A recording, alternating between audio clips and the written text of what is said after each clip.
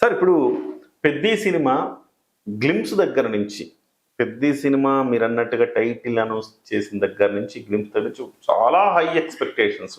బహుశా రామ్ చరణ్ సింగిల్ గా నటించిన అంటే ఆర్ఆర్ఆర్ పక్కన పెడితే అది మల్టీ స్టారరు, రాజమౌళి పక్కన పెడితే రామ్ చరణ్ సినిమాల్లో ఈ స్థాయి హైప్ అనేది ఏ సినిమాకి రాలేదు. లేదు లేదు అంటే ఇంతకుముందు రంగస్థలం సినిమాకి కూడా ఇలాంటి Hype వచ్చింది. మూడ్ కనిపించింది. అయితే అప్పటికి అది వెరైటీ. ఇప్పుడు దాన్ని మించి ఉంది ఇది. ఓకే, దాన్ని మించినటువంటి ఎక్స్పెక్టేషన్ క్రియేట్ చేయగలిగింది. ఆ సినిమాకి సంబంధించి మొదటి నుంచి వచ్చిన ప్రమోషనల్ కంటెంట్ ప్రతిదీ ఒక హైప్ క్రియేట్ చేస్తూ వెళ్ళింది. రామ్ చరణ్ కొత్తగా కనిపించాడు. ఇప్పటి వరకు ఆయన చేసిన క్యారెక్టర్లన్నీ ఒక ఎత్తు, ఇది ఒక ఎత్తుగా మారింది. అంటే కమర్షియల్ సినిమా అనేది ఒకప్పుడు ఎలా ఉండేదంటే రామారావు గారు, కృష్ణ, చిరంజీవి ఈ ఏరియాలో 4 ఫైట్లు, 4 డాన్సులు, కొంత కామెడీ పెట్టేస్తే కమర్షియల్ సినిమా అయిపోతుంది అనుకునే పరిస్థితి ఉండేది. ఇప్పుడు కమర్షియల్ సినిమా అంత ఈజీ కాదు. అంటే వీళ్ళ మార్కెట్ పెరిగింది, ఎక్స్పెక్టేషన్స్ పెరిగాయి, కొత్తదనం కావాలి, వాళ్ళ బాడీలో కూడా కొత్తదనం కనిపించాలి, ప్రతిదీ ఫ్రెష్గా ఉండాలి, కంటెంట్ ఫ్రెష్గా ఉండాలి. ఈ ప్రెజర్ ఉంది హీరోల మీద కూడా. సరదాగా 2-3 సినిమాలు చేద్దామనే పరిస్థితి లేదు ఇప్పుడు.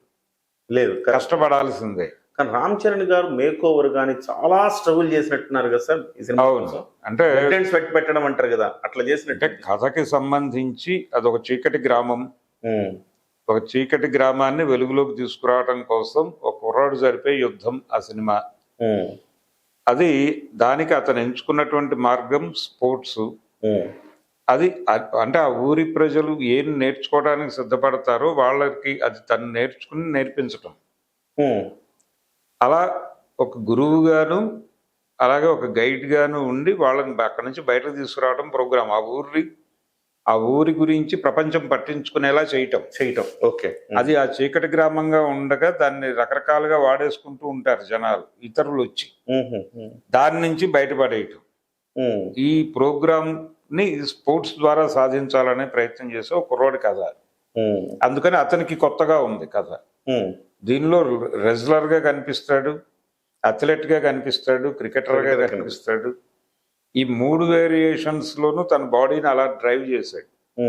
అంటే రెజ్లర్ గా ఉన్నప్పుడు ఆయన బాడీ ఒక షేప్ లో కనిపిస్తోంది. అలాగే ఆయన క్రికెట్ ఆడుతున్నటువంటి షాట్ లో ఇంకొక పర్సనాలిటీలో కనిపించాడు. అథ్లెట్ గా ఇంకోలా కనిపించాడు. ఈ 3 వేరియేషన్స్ పలికించాలి బాడీలో, తప్పదు, అనివార్యం.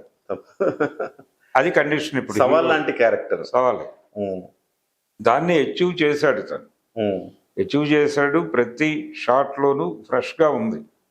తన నటన దగ్గర నుంచి ఫ్రెష్ గా కనిపించేందుకు ప్రయత్నం చేశాడు, సక్సెస్ అయ్యాడు. ఇది రేపు జనాల నుంచి రావాలి అప్రిసియేషన్ ఏమిటి అనేది. ఓకే, వచ్చేస్తే అంటే ఈ సినిమా మీద తను చాలా హోప్స్ పెట్టుకున్నాడు. దీనికి ముందు సినిమా డిసప్పాయింట్ చేసింది నిజానికి. గేమ్ చేంజర్ డిసప్పాయింట్ చేసింది. ఆచార్య కూడా ఇబ్బంది పెట్టింది అంతకు ముందు. అవును, కాబట్టి ఆ 2 పెయిన్స్ నుంచి బయటకు తీసుకురావాల్సిన బాధ్యత ఇప్పుడు పెద్దకి ఉంది. సార్ పాన్ ఇండియా రేంజ్ లో ఎంతవరకు ఇది సక్సెస్ అయ్యే అవకాశం ఉంది? అంటే RRR ఇచ్చిన దాన్ని మళ్ళీ యూటిలైజ్ చేసుకోవడంలో గేమ్ చేంజర్ ఫెయిల్ అయింది కదా, ఇప్పుడు ఇది పాన్ ఇండియా రేంజ్ లో మళ్ళీ ఆ మాత్రం పర్ఫార్మెన్స్ చేసే అవకాశం కనబడలేదు. తన పాన్ ఇండియన్ మార్కెట్ ని స్థిరపరచుకునే ప్రయత్నం జరగాలి ఈ సినిమా నుంచి. అంటే 1000 crore క్లబ్ లోకి వెళ్ళాలి. 1000 crore క్లబ్ లోకి వెళ్ళాలంటే హిందీ బెల్ట్ లో కనెక్ట్ అయితేనే సాధ్యం అవుతుంది. కేవలం తెలుగు బెల్ట్ లో కనెక్ట్ అయిపోయి హిందీ బెల్ట్ లో కనెక్ట్ కాకపోతే అది దేవరలాగా మిగులుతుంది. అంటే 500 కోట్ల దగ్గర ఆగింది ఆ సినిమా.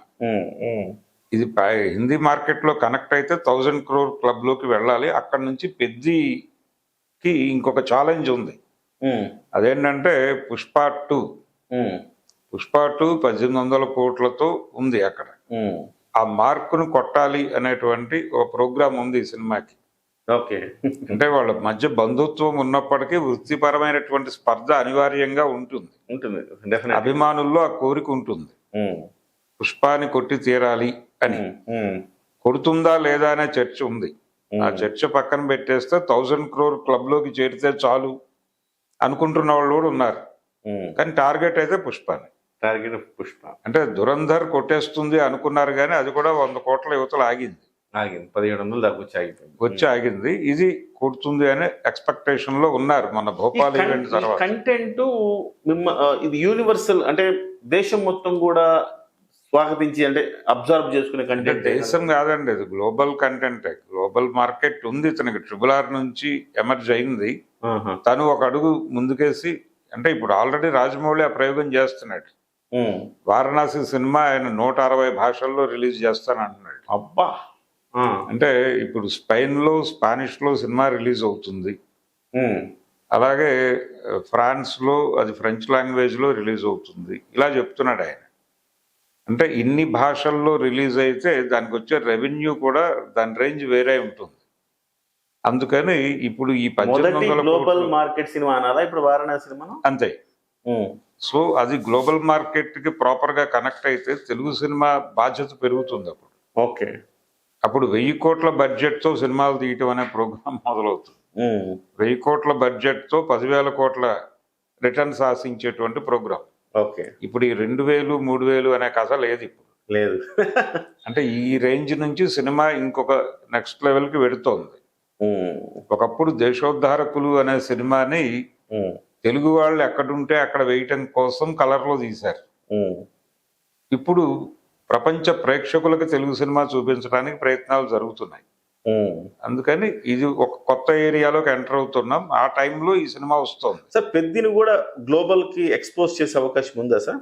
అంటే ఏమన్నా వాళ్ళ ఆలోచన ఉంది. ఇప్పటి వరకు వాళ్ళు ఏం ఓపెన్ గా ప్రకటించలేదు. కానీ నెక్స్ట్ పిక్చర్ వాళ్ళు డెఫినెట్ గా గ్లోబల్ మార్కెట్ టార్గెట్ చేస్తారు. సుకుమార్ తో సినిమా ఉంది రామ్ చరణ్, ఇది అయిపోగానే. ఇది రిలీజ్ అయిన 1 వీక్ లోనే అది మొదలవబోతోంది. అందుకని అది ఎలాగూ టార్గెట్ చేస్తారు. అంటే ఇది కూడా ఏదైనా కొంచెం హిట్ టాక్ వచ్చింది, హిందీలో కూడా మార్కెట్ కనెక్ట్ అయిపోయిందంటే డెఫినెట్గా మీరు అన్నట్టు నెక్స్ట్ ఫేజ్ లో దీన్నే కొంచెం గ్లోబల్ కి, అంటే ఇప్పుడు లోకల్ కథని గ్లోబల్ గా చెప్పగలగటమే టాలెంట్. ఇప్పుడు గ్లోబల్ సినిమాకి ప్రత్యేకమైన కంటెంట్ ఏం అక్కర్లేదు. పాన్ ఇండియా మార్కెట్ కోసం ప్రత్యేకమైన కంటెంట్ అక్కర్లేదు. మీ ఉత్తరాంధ్ర కథనే, లేకపోతే శ్రీకాకుళంలో ఏదో మారుమూల గ్రామంలో జరిగిన కథని గ్లోబల్ లెవెల్లో చెప్పగలగాలి. అంతే. అలా కనెక్ట్ చేయగలిగితే ఏదైనా చేయొచ్చు. వారణాసి చేస్తుంది అదే వాళ్ళు. ఓకే సార్, ఇప్పుడు ఈ పెద్దికి సంబంధించి జరుగుతున్న ప్రమోషన్స్ ఎట్లా అనిపిస్తున్నాయి సార్? మంచి బజ్ ప్రమోషన్స్ బాగానే బజ్ క్రియేట్ చేసినాక సినిమా మీద ఎక్స్పెక్టేషన్ అయితే క్రియేట్ చేయగలిగారు. అంటే హిందీ మార్కెట్ లో కూడా దానికి బాగానే రిసెప్షన్ ఉంది అనేది మన భోపాల్ ఈవెంట్ తో ప్రూవ్ అయింది. జనాలు విపరీతంగా వచ్చారు. అది రకరకాలుగా సర్క్యులేట్ అయింది. తర్వాత బెంగళూరులో ఒక ఈవెంట్ చేశారు. ఇప్పుడు అభిమానుల గొడవ ఏంటంటే తమిళ్ మార్కెట్ లో ఒక ఈవెంట్ కోరుకుంటున్నారు వాళ్ళు. మెడ్రాస్ లో, చెన్నైలో ఒక ఈవెంట్ కావాలి. అలాగే ఇక్కడ ఇంకొక బిగ్ స్కేల్ ఈవెంట్ ఒకటి కోరుకుంటున్నారు తెలుగు రాష్ట్రాల్లో. అది మీరు ఎక్కడ చేసినా హైదరాబాద్ లో చేస్తారా, ఇంకో చోట చేస్తారా అనేది మీ ఇష్టం. కానీ ఒక బిగ్ ఈవెంట్ కోరుకుంటున్నారు. బయట ఒక ప్రచారం ఉంది, ఆ ఈవెంట్ జరుగుతుంది, ఇంకో ట్రైలర్ రిలీజ్ అవుతుంది, ఆ ఈవెంట్ కి నందమూరి బాలకృష్ణ వచ్చే అవకాశం ఉంది అని. ఎందుకంటే ఇప్పుడు బాలకృష్ణ గారితో సినిమా చేస్తున్నాడు ఆ ప్రొడ్యూసర్. గోపీచంద్ సినిమాకి ఈయనే ప్రొడ్యూసర్. కాబట్టి ఆయన చీఫ్ గెస్ట్ గా పిలిచే ఛాన్స్ ఉంది. ఆ వేదిక మీద చిరంజీవి గారు కూడా ఉంటారు అన్న ప్రచారం కూడా జరుగుతోంది. చూడాలంటే ఇది అధికారికం కాదు కానీ ఒక స్పెక్యులేషన్ అలా ఉంటే అంటే దానివల్ల ప్రయోజనం ఉంటుందా సార్? బాలకృష్ణ కూడా రావడం వల్ల కొంచెం సానుకూలత ఉంటుంది. అందరు పైగా కూటమి ఉంది, కూటమిలాగే ఇక్కడ కూడా ఇది ఒక సినిమా కూటమి నడుస్తుంది. అయితే ఆ అంచనాలు ఉన్నాయి. ఇంకొక ట్రైలర్ వస్తుంది, ఇంకొక బిగ్ ఈవెంట్ తెలుగు రాష్ట్రాల్లో జరుగుతుంది. ఈవెంట్ అయితే జరుగుతుంది. ఎవరు వస్తారు తమిళనాడులో పెట్టే అవకాశం ఉందా సార్? తమిళనాడులో ప్రెస్ మీట్ ఒకటి పెట్టే ఆలోచనతో ఉన్నారు.